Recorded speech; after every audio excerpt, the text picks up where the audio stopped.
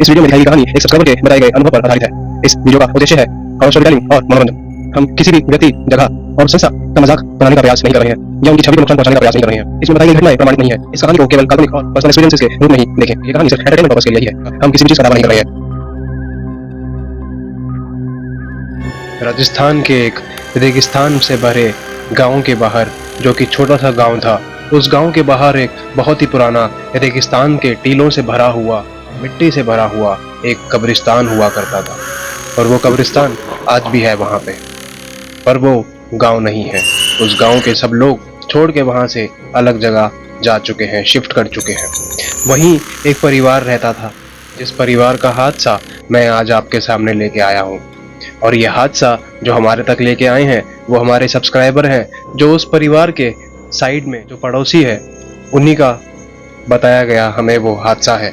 वहाँ आज भी देखने को मिलता है, हर 15 से 20 सालों में किसी न किसी इंसान को उठा लिया जाता है, जिस इंसान को वो दिखता है जनाजा जाता हुआ।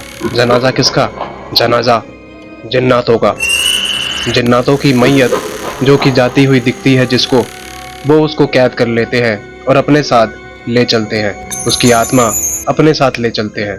और ये आपको बताऊं कि हर 15 से 20 सालों में वो किसी न किसी इंसान को अपने साथ लेके जाते हैं, और ये आज भी हो रहा है। बट अब वो वहाँ पे कुछ लोग जो रह रहे थे, अब वो वहाँ नहीं रहते हैं। अब वो लोग जो वहाँ रह रहे थे वो शिफ्ट कर चुके हैं।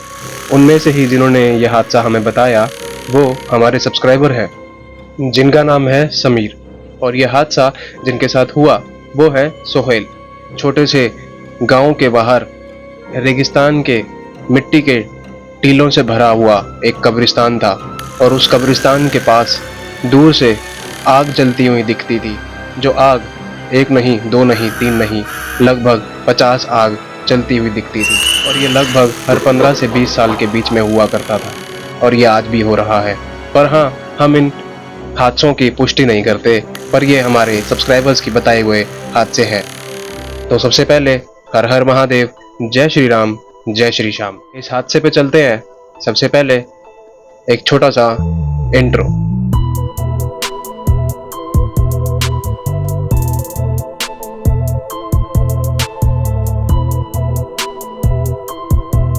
यहाँ तक अगर आप आ चुके हैं तो इस वीडियो को अभी लाइक कर दीजिए, इस चैनल को सब्सक्राइब कर दीजिए। चैनल को सब्सक्राइब करेंगे तो बेल आइकन बटन जरूर दबा दीजिएगा। बेल आइकन बटन अगर नहीं दबाएंगे तो हमारी वीडियो कहीं भीड़ में खो जाएगी। तो आप अगर हमें सपोर्ट करना चाहते हैं, हमें मोटिवेट करना चाहते हैं, तो इस वीडियो को लाइक कर दीजिएगा, इस चैनल को सब्सक्राइब कर दीजिएगा, हमें सपोर्ट कीजिएगा। सो हेलो, नमस्ते, सलाम, सत श्री अकाल, क्या हाल चाल। मैं हूं आपका होस्ट, आपका दोस्त शिवम शर्मा, और आप देख रहे हैं भगवान और तीसरी शक्ति, और भगवान और तीसरी शक्ति 2.0, जहां पे मैं आपको कुछ ऐसे भगवान के चमत्कार और कुछ ऐसे तीसरी शक्ति से जुड़े हादसे, तीसरी शक्ति यानी भूत, प्रेत, पिशाच, अर्सेट्रा ऐसे ही कुछ शक्तियों से, ऐसे ही कुछ उनके हादसों से हम आपको रूबरू कराते हैं, अपने तरीके से, अपने ढंग से आपको सुनाते हैं। जो हादसे हमारे सब्सक्राइबर्स की लाइफ में हुए हैं, उनके अतीत से जुड़े हैं। अगर आपको भी अपने हादसे हमसे शेयर करने हैं, जो कि भगवान के चमत्कार भी हो सकते हैं या फिर तीसरी शक्ति से जुड़े कैसे भी हादसे हो सकते हैं, अगर आप चाहते हैं हमसे शेयर करना, अगर आप चाहते हैं कि दुनिया से वो हादसे शेयर किए जाएं, तो इस वीडियो के डिस्क्रिप्शन में लिंक दिए हुए हैं फेसबुक, इंस्टाग्राम का, और फेसबुक, इंस्टाग्राम के भगवान और तीसरी शक्ति के पेजेस का। आप जहां जाए आप हमें अपना हादसा भेज सकते हैं। अगर आप यहां तक आए तो पूरी वीडियो देख के जाइएगा। समीर और सोहेल, ये हादसा आज से 15 साल पहले का है। जी हाँ, लगभग रिसेंटली का ही हादसा है। 15 साल कोई बहुत पुराना साल नहीं हो जाता। तो ये हुआ क्या, इन लोगों ने कुछ सालों पहले ही, लगभग 10 साल पहले ही वहां से छोड़ा है, क्योंकि जो हादसा सोहेल के साथ हुआ वो हादसा कोई भी नहीं भुला पाता। वो हादसा इनफैक्ट समीर भी नहीं भुला पाता। समीर जी आज की डेट में अपनी फैमिली चला रहे हैं, सब लोग गुजर चुके हैं, उनके जो बड़े हैं अब वही बड़े हैं अपनी फैमिली में। हमारे सब्सक्राइबर हैं, न्यू सब्सक्राइबर है, उन्होंने अपना हादसा, जो उन्होंने आंखों देखी हादसा देखा, जो उनकी लाइफ का इतना भयंकर हादसा था जो उन्होंने देखा, इनफैक्ट जो उन्होंने महसूस किया, ये उनके दोस्त के साथ हुआ था, और बचपन से ये सब चलता आ रहा था। वो काफी कुछ सुनते आ रहे थे कि बच्चों उस तरफ मत जाना, वो कब्रिस्तान का इलाका है, उस तरफ जिन्नातों की मैयत जाती है, उस तरफ जिन्नात रहते हैं, उनका पूरा का पूरा खानदान रहता है। आखिर ऐसा क्या है? आखिर मैंने ये आपको बताया है, हमारी कुछ पहले की वीडियोस में भी मैंने आपको बताया है कि हम इंसानों से ज्यादा इस दुनिया में जिन्नात रहते हैं।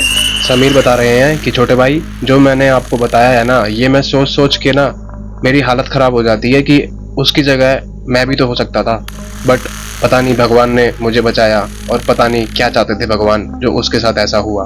वो आज भी जब भी सोचते हैं ना इस हादसे को, तो वो डर जाते हैं, वो रात को सो नहीं पाते हैं। आज से 10 से 12 साल पहले समीर और सोहेल जब एक साथ रह रहे थे वहाँ पे, जब ये लोग इनके साथ इनका परिवार रह रहा था उस गांव में, काफी सारे लोग, काफी सारे परिवार वहाँ रह रहे थे उस वक्त। ये तो पिछले 10 से 12 सालों में इन लोगों ने वहाँ से शिफ्ट किया है और वो गांव अब सुनसान पड़ा है। अब उस गांव में मिट्टी के टीले पड़े हैं, मिट्टी के टीले, जो कि उड़ती हुई मिट्टी, जो कि रेगिस्तान में उड़ती रहती है। वही मिट्टी की टीलों में दबा हुआ कब्रिस्तान है वहाँ का, जो कब्रिस्तान आज का नहीं, लगभग 150 सालों पुराना कब्रिस्तान है। अब ये भी नहीं जानते हम कि वो वाकई में इंसानों का कब्रिस्तान है या फिर जिन्नातों का कब्रिस्तान है। समर के दिन चल रहे थे, गर्मियों की बात थी। समीर और सोहेल और इनके 3 दोस्त अपने अपने जगहों से बाइक का जुगाड़ किया, बाइक का कन्वेंस का जुगाड़ किया और वो गए। उनके साथ ही उन्होंने ज्वाइन किया। समीर और सोहेल ने, समीर के घर पे इसके पिताजी के पास बाइक थी उस वक्त, जो कि RX 100 थी। वो उसी RX 100 से ये लोग गए। समीर और सोहेल एक बाइक पे थे और वो तीनों एक बाइक पे थे, जो इनके दोस्त थे। ये लोग गए थे अजमेर दरगाह की तरफ, वहां पे मत्था टेकने। तो जब वहां से आ रहे थे, आते वक्त इनको रात को लेट हो गया था। रात के करीब 1:30 बज रहे थे और हवा ठंडी ठंडी लग रही थी। ये दोनों बाइक्स और बाइक्स पे, एक बाइक पे 2 लड़के और एक बाइक पे ट्रिपल लड़के, ये 5 लड़के आपस में बात करते हुए सेफली बाइक चला रहे थे। कोई रैश ड्राइविंग नहीं हो रही थी। अचानक से ही दोनों की बाइक धक्का देने लगती हैं। धक्का देते देते दोनों की बाइक बंद हो जाती है और ये ध्यान देते हैं कि हम घर के पास ही हैं, पर हाँ, ज़्यादा पास भी नहीं है। इनकी बाइक की लाइट्स, जो हेडलाइट्स होती हैं, वो जल तो रही थी।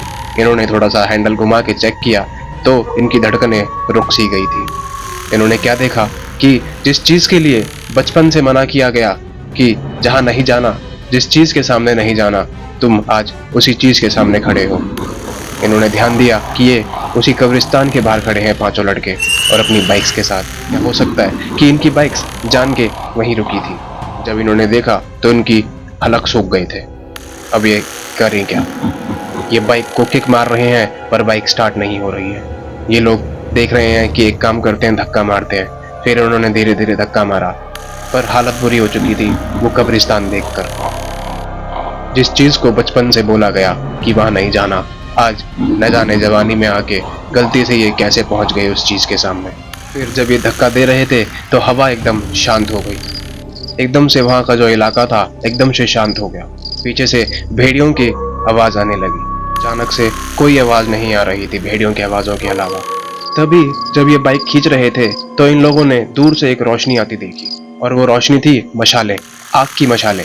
उनको लग रहा था कि मानो जैसे कोई आग की मशाले, और एक नहीं, 2 नहीं, लगभग 50 आग की मशालें दूर तक रोशनी हो रही थी। और वो हवा में आग की मशालें, काफी ऊंचाई में आग की मशालें चल रही हैं। और वो दूर से देख रहे हैं कि हाथ में कुछ है। ऐसा लग रहा है कि पता नहीं कुछ अजीब सा है उन लोगों के हाथ में। क्या है पता नहीं, लेकिन उनकी पोशाक वो देख पा रहे थे। जो उनकी ड्रेस थी, जो उनका ड्रेसअप था, एक अजीब सा ब्लैक कलर का ड्रेसअप था। हुडी टाइप सा हुडी लगा रखा है, और उनकी जो आंखें थी वो अजीब सी लाल कलर की चमक रही थी। ये 5 लड़के इतना ही देख के हिल गए थे। इनकी हालत खराब हो गई थी। इन्होंने करा क्या? इन्होंने बाइक वहीं खड़ी करी और बाइक के पीछे छुपने की कोशिश कर रहे थे।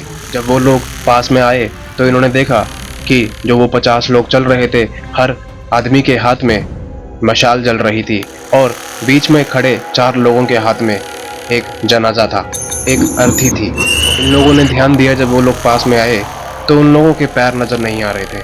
वो लोग बहुत डरावने से लग रहे थे। उन लोगों का कोई फेस नहीं दिख रहा था। उन लोगों की सिर्फ आंखें चमक रही थी, और उन लोगों ने हुडी पहन रखी थी, जो हुडी उनके पैरों के नीचे तक आ रही थी। पर उनके ना जूते दिख रहे थे, ना ही कुछ दिख रहा था। शायद उनके पैर ही नहीं थे। और वो 50 लोग वो 50 चलते आ रहे हैं इनकी तरफ, कुछ नहीं बोल रहे हैं, शांति में चल रहे हैं और एक रोने की आवाज भी नहीं आ रही है। इन लोगों ने नोटिस किया कि आखिर ये कैसा जनाजा जा रहा है भाई, ये तो रो भी नहीं रहे हैं, ये जनाजा कैसा जा रहा है। इनको ध्यान में आया कि इनको बचपन में इनके दादा परदादाओं ने इनको कहानियां सुना रखी हैं इस कब्रिस्तान की, इस जनाजे की, इस जिन्नात की मैयत की, जो कि शायद आज ये शायद गलत फंस चुके थे। हालांकि उन्होंने नोटिस किया कोई मंत्र की आवाज नहीं, कोई कैसी आवाज नहीं, कोई रोने की आवाज नहीं, एकदम शांति से वो 50 लोग हाथ में मशाल जलाए चल रहे हैं। उनमें से बीच में 4 लोग चल रहे हैं, अपने कंधे पे वो अर्थी को उठाए, वो जनाजे को उठाए। आखिर ये माहौल कैसा था यार, अच्छे अच्छे बंदे की हालत खराब हो जाए इस माहौल में, इस चीज को देख के। काफी शांति वहां हो रखी थी, तो उन्होंने नोटिस करा कि घसीटने की आवाजें आ रही हैं। वो घसीटने की आवाजें शायद उनके पैरों की आवाजें थी। उनके पैरों पे जब उनकी नजर गई तो देखा कि उनके पैर ही नहीं है, वो लोग हवा में चल रहे थे। और इनकी ये चीज देख के ही इनके पैरों के नीचे से जमीन निकल गई थी इन 5 के लड़कों के। ये वहीं पे ही लेट चुके थे कि ये करें तो आखिर करें क्या। अपने आप को छुपाना चाह रहे थे उस जनाजे से, उन 50 लोगों से जो वो अर्थी जा रही थी, जो वो मैयत जा रही थी। वो 5 लड़के उस मैयत से अपने आप को छुपाना चाह रहे थे, उन लोगों से छुपाना चाह रहे थे। न जाने उनके साथ क्या हो जाता, पर जो होना था वो तो होके ही रहता। इन लड़कों का गला सूख गया। लड़के अपने बैग में बोतल ढूंढ रहे थे, बोतल नहीं थी, कुछ नहीं था। अचानक से ही इन लड़कों के पीछे से आवाज आती है हंसने की। ये डर के पीछे मुड़ते हैं, वहां कुछ नहीं होता। थोड़ी सी आगे जाके जब वो मैयत रुक गई, वो 50 लोग उन लड़कों के आगे रुक गए। थोड़ा सा आगे जाके वो रुके, हवा चलने लगी। हवा चलने लगी तो जो वो अर्थी उठा रखी थी, वो अर्थी, उस अर्थी पे जो कपड़ा लगा हुआ था वो हल्का सा उड़ा तो इन लोगों ने देखा जो अर्थी पे इंसान लेटा था वो इंसान नहीं था, वो कोई जिन्नात था। वो जिन्नात की मैयत थी। वो ऐसा लग रहा था कि मानो जैसे उसका शरीर गल रहा हो, मानो पता नहीं क्या लचीला सा पूरा शरीर है, अजीब सा, कीड़े से गिर रहे हैं उस अर्थी में से ऊपर से। अजीब सा पानी, अजीब सा चिपचिपा सा गिलगिला सा पानी, कुछ काला सा गिर रहा है, क्या है पता नहीं। इनका बुरा हाल हो चुका था। ये चाह रहे थे कि वहां से भगे भी, पर भगे कैसे। ये तो बिल्कुल कब्रिस्तान के बाहर ही थे। और शायद फिर इनको दिमाग में आया कि ये तो मैयत है जिन्नातों की, जो हमें हमारे दादा परदादाओं ने बताया था। ये शायद कब्रिस्तान में ही आए हैं।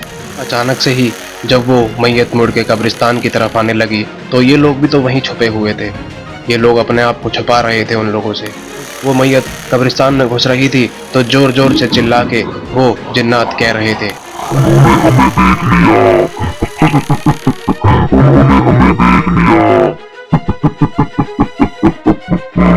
अगली ही सेकंड हवा इतनी तेज हो गई, जैसे ही जब वो मैयत अंदर जाने लगी, इतनी तेज हो गई कि उनको कुछ दिखा ही नहीं। आंधी उड़ने लगी एकदम से, और ऐसा लगा कि मानो जैसे इनके कंधे के पीछे से आके एकदम से जैसे कोई फूंक मारता है और कोई हंसता है।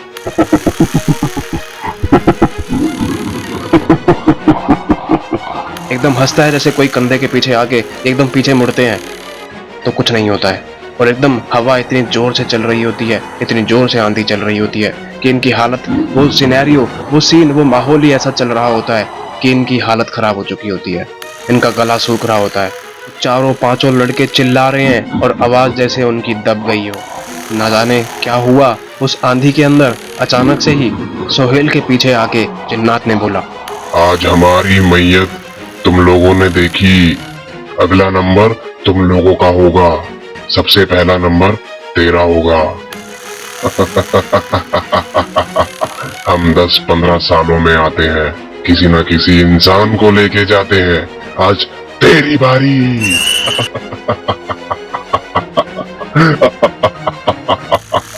उसके बाद सोहेल बेहोश हो गया। आंधी थम गई और वो मैयत अंदर जा चुकी थी। इनकी हलक में जान आई, इनकी सांस में सांस आई। इन लोगों ने घबराते हुए सोहेल को उठाया। सोहेल तो बेहोश हो चुका था। समीर ने जैसे तैसे करके अपने कंधे पे सोहेल को लटकाया और जैसे तैसे करके बाइक उठाई, और वही 3 लड़के जो उनके साथ थे वो अपनी बाइक पे, सोहेल और समीर, ये लोग एक बाइक पे जैसे तैसे करके पहुंचे अपने घर। सुबह हुई तो पता चला कि जो सोहेल, समीर और वो तीनों लड़के वो उसी जगह पे दिन में गांव वालों को पड़े हुए मिले उनकी बाइक के साथ, जब उनके घर वाले ढूंढ रहे थे। आखिर ये क्या मसला था, आखिर ये कैसा ट्विस्ट था कि ये घर ही नहीं पहुंचे थे। जो रात को ये लोग एक दूसरे को संभाल के बाइक चला के घर पहुंचे थे, तो ये घर ही नहीं पहुंचे थे, ये छलावे में थे उस वक्त। डर के मारे शायद पांचों के पांचों ही बेहोश हो चुके थे उसी कब्रिस्तान के बाहर। गांव वाले समझ चुके थे कि इन लोगों ने क्या देखा। गांव वालों ने देखा कि सोहेल के हाथ पे एक जलने का निशान था। कोई बड़ा सा पंजा किसी ने पकड़ा हो सोहेल का हाथ। वहीं बीच कहीं गांव के बुजुर्ग भी खड़े थे। गांव के बुजुर्गों ने बोला कि ये वही जिन्नात की मैयत का हाथ है, ये किसी जिन्नात का हाथ है। इन लड़कों ने रात को जिन्नात की मैयत देखी है लगता है। तो उन बुजुर्ग ने बताया कि कई सालों पहले, काफी सालों पहले इस कब्रिस्तान में जिन्नातों को गाड़ा जाता था। कई सालों पहले यहाँ जिन्नातों की मैयत आती है, कई सालों से आ रही है। कुछ जिन जिन्नातों को वहां दफनाया था उनकी मैयत आज भी न जाने कैसे वहां चल रही है, और जिन जिन्नातों को वहां दफनाया हुआ है उनकी पूरी वो मैयत है। वही लोग हैं वहां जो वो चलते हुए दिखते हैं, जिनके हाथ में मशालें दिखती हैं। वही लोग हैं वो, वही जिन्नात लोग हैं वो, उन्हीं की मैयत है वो। बुजुर्ग ने बताया कि जो भी उस मैयत को देख लेता है या तो वो उसी वक्त मर जाता है, कुछ भी न जाने क्या हो जाता है, या फिर वो पागल हो जाता है, या फिर वो अपनी मेमोरी ही, अपनी आंखें ही और अपनी जुबान ही खो देता है। उन बुजुर्ग ने बताया कि उसके साथ अजीब अजीब हादसे होने लगते हैं। समीर जिन्होंने हमें यह हादसा बताया, वो आज भी ना रात को 1:30 बजे के बाद, 1 बजे के बाद घर से बाहर नहीं निकलते, 12 बजे के बाद, क्योंकि रह तो वहीं रहे हैं, वहाँ नहीं, किसी दूसरे इलाके में रह रहे हैं। यहाँ पे अच्छा काफ़ी सारे लोग रहते हैं, काफ़ी मतलब चहल पहल वाला इलाका है। बट वो जो इलाका था वो कब्रिस्तान और वो जो रेती वाला, मतलब चारों तरफ मिट्टी मिट्टी है, रेती वाला इलाका है, कुछ ही घर है, तो सोचो वो माहौल कैसा होगा। आज भी समीर के साथ, जिन्होंने हमें यह हादसा बताया, उनके साथ उनके घर के बाहर कभी कभी घसीटे हुए निशान दिख जाते हैं। जैसे उनके घर के बाहर कुछ रेत पड़ी हुई मिलती है और उस पे घसीटे हुए निशान मिल जाते हैं कि जैसे कुछ घसीटा हुआ पड़ा हो उनके गेट के बाहर जस्ट। समीर ने बताया हमें कि कभी कभी तो उनके घर में जलने की बदबू आने लगती है। मतलब ये लगाओ कि वो उस जगह से काफ़ी दूर है, लगभग 40-50 किलोमीटर दूर है उस जगह से जो वो हादसा बताया इन्होंने, और वहाँ तक उस चीज़ का प्रभाव पड़ रहा है उनको आज भी। इसीलिए उन्होंने ये हादसा हमें बताया, क्योंकि ये हम दावा करते हैं कि ज़्यादातर हादसे हमारे रियल हैं। समीर ने बताया जैसे वो कोई अभी उनको लेने आया है, जैसे वो डरते हैं कि शायद कोई उन्हें लेने ना आ जाए, जैसे शायद सोहेल को कोई ले गया तो समीर को ना ले जाए कोई। समीर उठे उसके अगले दिन जब वो हादसा हुआ था तो उनको तो ऐसा लगा था, उन्होंने हमें बताया कि वो एक सपना चल रहा है इनका, बट सपना नहीं था, वो तो बहुत कुछ हो चुका था। उन्होंने लेकिन उस सपने में भी काफ़ी कुछ देख लिया था। उस सपने में उन्होंने बताया कि सोहेल के साथ क्या कुछ हो रहा था। मानो ऐसा लग रहा था कि वो जिन्नात प्रत्यक्ष रूप से समीर को दिखा रहे हैं सपने में, जो वो हाल उस सोहेल का कर रहे हैं। यह पता नहीं क्या था, ये तो समीर ने हमें बताया, ये तो समीर ही जाने कि आखिर क्या था। समीर ने बताया उस इंसिडेंट के 7 दिन बाद एग्जैक्ट 1:30 बजे समीर की नींद खुल जाती है और समीर को सपने में सोहेल नजर आता है। अचानक से समीर को घर के बाहर घसीटने की आवाज़ आती है, नॉक करने की आवाज़ आती है, मानो जैसे कोई समीर को बुला रहा हो। और समीर को पता किसकी आवाज़ आती है? सोहेल की, उनके खास दोस्त की, जो उस वक्त उनका खास दोस्त था, जो गुजर गया उस मैयत की वजह से।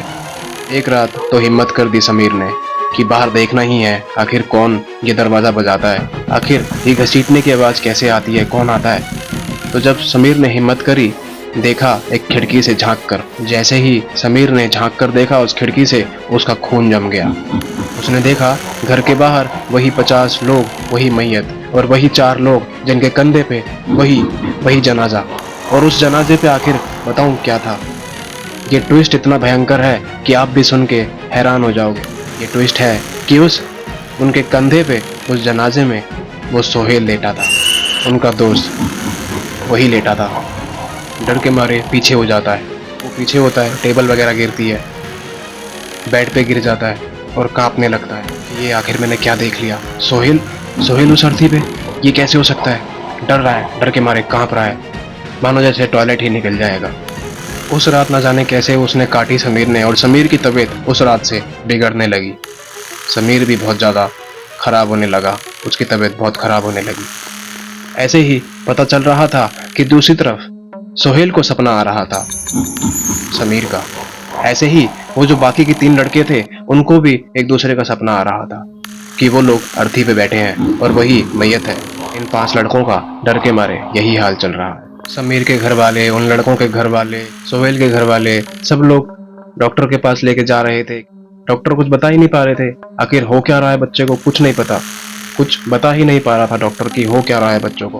धीरे धीरे करके बच्चों की जो तबीयत थी बिगड़ने लगी, बहुत बिगड़ने लगी। एक दिन जब ये बच्चे शायद सो रहे थे, ये मुझे हादसा और ये सपने वाला हादसा, ये आखिरी का हादसा मुझे पता किसने बताया? समीर नहीं बताया। ये समीर पता कैसे बचा है? समीर इसलिए बचा है कि न जाने इनके घर में कोई बहुत ज़्यादा हनुमान जी की पूजा करता है। हनुमान जी ने बचा लिया इन समीर को। वो 3 लड़के और हाँ सोहेल नहीं बच पाए। समीर के साथ भी जो हुआ हम आपको बता रहे हैं कि समीर को रात को सोते वक्त 2:30 बजे के करीब सपना आता है। उस सपने में वो क्या देखता है? वो काले कपड़े वाले 50 लोग जिनके हाथों में मिसालें हैं और उनके हुडीज, और वो एक अर्थी लेके चल रहे हैं और वो अर्थी में सोहेल है और पीछे और भी कुछ लोग चल रहे हैं और भी कुछ अर्थियाँ आ रही हैं। अब ये डर के मारे और हिल रहा है, डर के मारे उठ नहीं पा रहा है, उठना चाह रहा है पर उठ नहीं पा रहा है, लाइक स्लीप पैरालाइज में है। शायद इन बच्चों को लेके जाना चाह रही थी।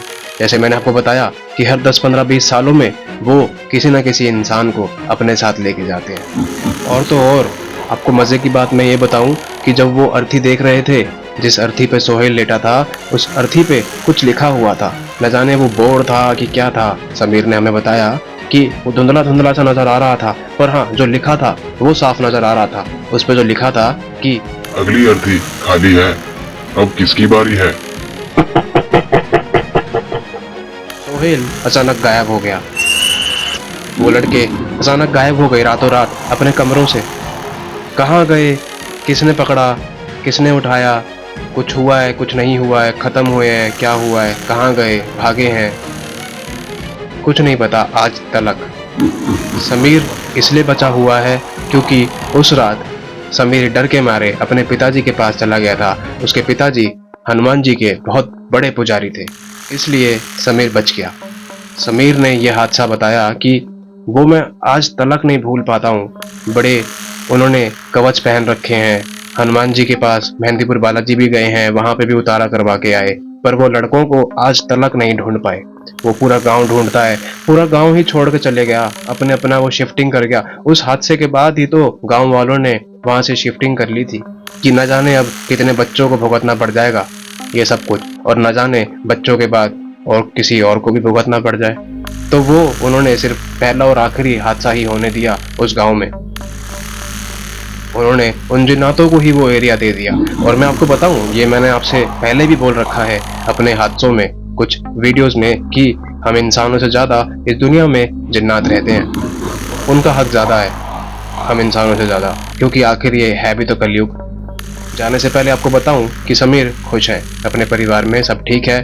बस हाँ, कभी कभी मेहंदीपुर बालाजी चले जाते हैं मत्था टेकने, अपने आप से उतारा करवाने, अपने आप का जो कवच होता है वो ठीक करवाने, अपने आप को, अपना ऑरा थोड़ा सा ठीक करवाने। Sameer, thank you so much, आपने ये हादसा में भेजा। आप सभी लोगों ने अगर यहाँ तक ये हादसा देखा है, थैंक यू सो मच है।